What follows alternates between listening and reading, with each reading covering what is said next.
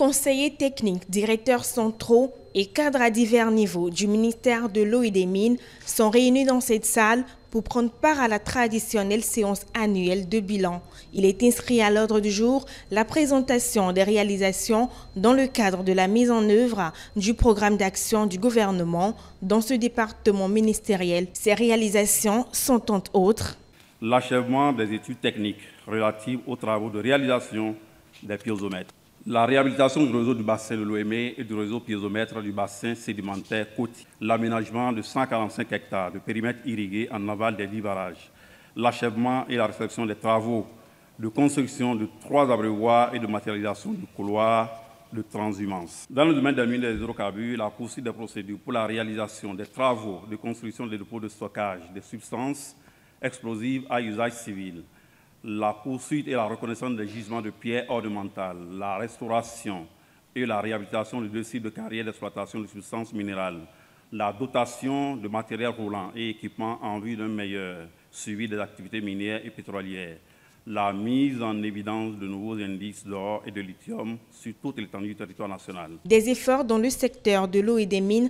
dans notre pays sont toujours perceptibles. Conformément au CDMT final, le budget exercice 2023 du ministère de l'Eau et des Mines s'élève à 85 179 817 000 francs CFA contre 74 448 532 000 francs CFA en 2002, soit un taux d'accroissement de 14,41%.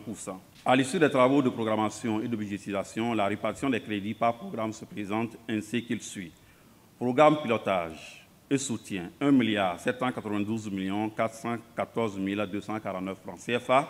Programme eau, 81 516 406 100 francs CFA. Programme mine, 1 870 997 106 francs CFA. L'exécution de chacun de ces programmes sera guidée par les principes clés que sont la gestion axée sur les résultats et sur la performance, la résilience et la transparence et l'éthique.